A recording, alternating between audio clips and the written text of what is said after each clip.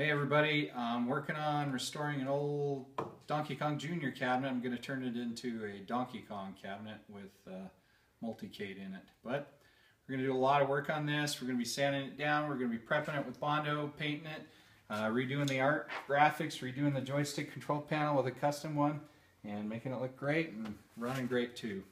Earlier in one of my other videos I showed how to take the sticker off. And now I'm doing some Bondo work on the cabinet. I just want to demonstrate how that's done. I did a lot of auto body training in my days, but this is what I enjoy the most. So what you want to do is start with a golf ball size of Bondo. You're supposed to stir this up, but I already did that. So we're just going to get about a golf ball size of Bondo. We're going to put it on something to smooth it. They say don't use anything porous on this because it actually sucks up some of the Bondo material. So this is a piece of wood that's got some finish on it, so it should be okay. Then you take your hardener. You're supposed to knead the hardener before you use it. That means just work it together so that all the material is blended in with each other. And then for each golf ball size of material, you put about an inch of the hardener on it. Then you take your scraper, and I cleaned this one up earlier with scraping off some of the excess and then sanding it off so it's nice and smooth. And then you just work your material in. Now this golf ball size is really about all you want to work with at a time because it gets hard pretty fast. So I'm just going to be filling in some extra holes on this side of the cabinet, and some of the leftovers after sanding it, there were still some pits. So I'm going to work this in, and then I'm going to spread it out.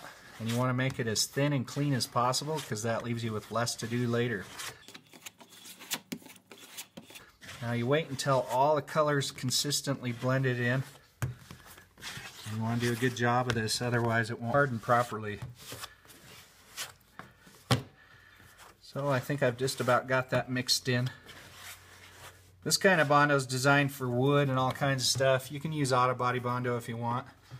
But I'm just going to take some of these little spots, these pitted holes, and just give it another coat here. Like I said, nice and thin, so there's less to clean up afterwards. You can actually buy some stuff that's designed specifically for pinholes, but this works fine too, especially if you've got a lot to do and you want it to harden fast.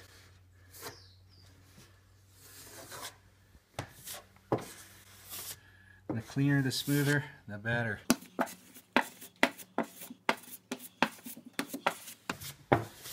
Now Bondo, if you let it wait about 10 minutes until it's almost hard, then you can come back with the scraper and take some of it off.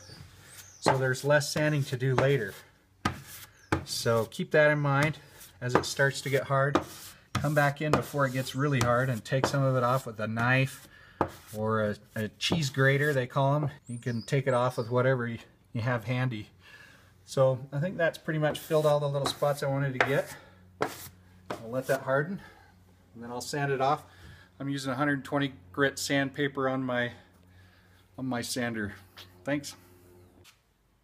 Don't forget your mask. Now that our Bondo's all dry, what we're going to do is give it a nice sanding down. One of the key things to remember when using one of these sanders, well, I'll start with a new piece of sandpaper for one, but keep your sander flat so that even when you come to these edges, you're squaring them off nicely rather than rounding them off. You don't want to round these edges off, you want to keep them flat. So I'm going to peel this off and go with a new piece of sandpaper, and then I'm going to get to work and just go sanding on this. Don't forget your mask.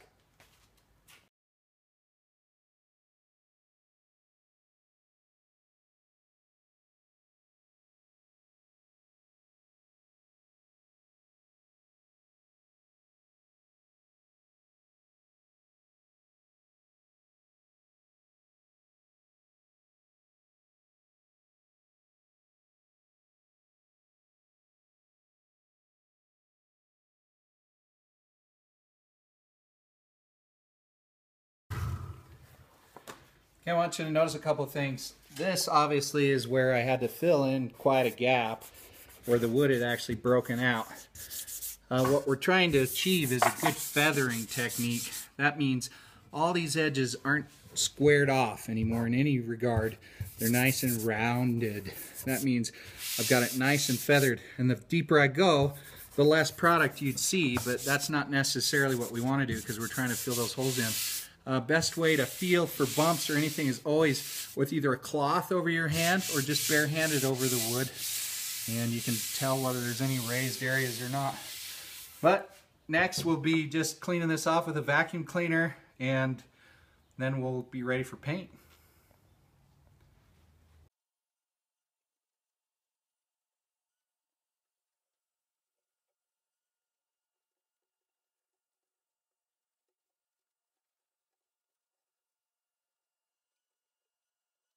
I have this cleaned up right now. It's a good idea to probably take just a little lacquer thinner and wipe it all down, just get all the dust off of it. The lacquer thinner will evaporate. The 120 grit's going to leave it scuffed enough that the paint should stick just fine without a primer on it. You're free to use a primer though if you want to, just to be safe. But I've done a few of these cabinets and they turn out really nice with just a good primer paint mixed paint. So thanks. What I did to match the paint is I took it down to Lowe's in this case, and then I picked a pretty close color because they didn't have an exact match, and I had them mix it until they got a pretty darn close match. So not exactly perfect, but it looks pretty good. I've also done it at Home Depot before, and there was a true color that matched a little better on that one. What this one is a Valspar Duramax paint and primer mix. And it's a semi-gloss exterior, so it should be really durable and hold up to the weather. These Donkey Kong cabinets, if you'll notice this bottom, they're always rotted out. So what I did is I got some pressure-treated outdoor wood and create the new base out of that. And it's pretty easy, just square them up and put them on and screw it in from the inside down into the wood. But should be ready for paint here real soon. Almost got acetone here, but should be enough to wipe this off just fine. This will do, it'll just clean up any oil residues, and it will pick up the dust and let you get rid of that. So it's nice and smooth and clean and ready.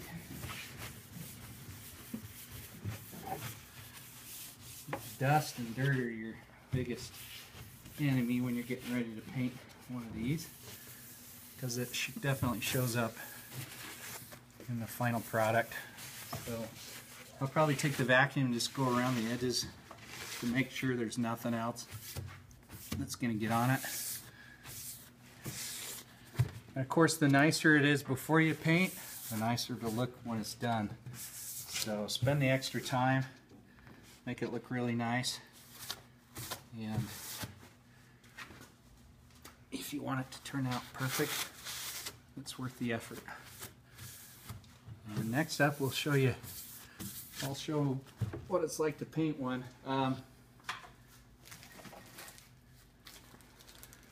The sponge roller I like to use is the doors and cabinets one. That's as smooth as you can get with a roller. I've tried spraying it on before, and I've tried oil-based. This one is just a water base, and it seems to work just as well, if not better. The rolling it on just gets a nice little thick layer. Seems to hold up better to scratches and scuffs, and of course it covers up some flaws and blemishes in these cabinets that are, like I said, this one's going on 40 years old or something. Well, it's an 82, so you do the math.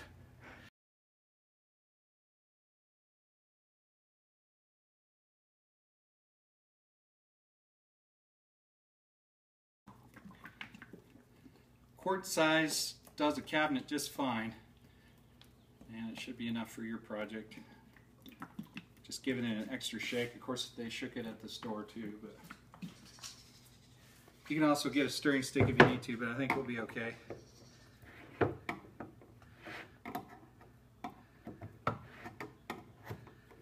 this new color is just pretty.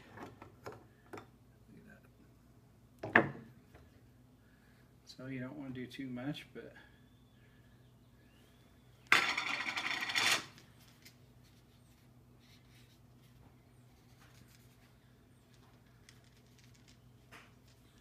messy stuff.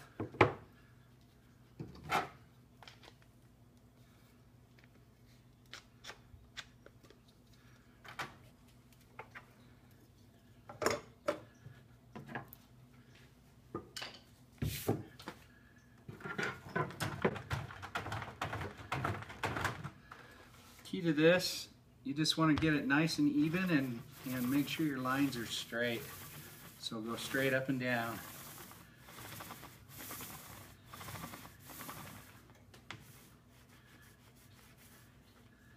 These spots where it's just Bondo, they'll probably have to have a couple of good coats. But the orange over orange will come out real nice with one coat.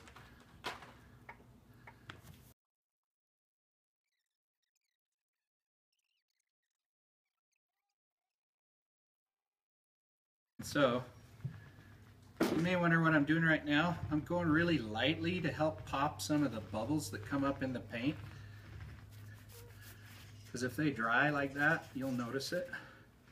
So after I'm done getting a good heavy coat down, I like to kind of pop the bubbles, so to speak, as we move along. And this is going to take a couple coats to look really nice. But already looking pretty. When you get your new T-molding on and you've blackened all your black paint, get your new control panels on and artwork, they look really nice. So you can see those bubbles coming up in that first coat. Why it's important to go back over and kind of pop those with your roller. Really lightly roll and they'll come out.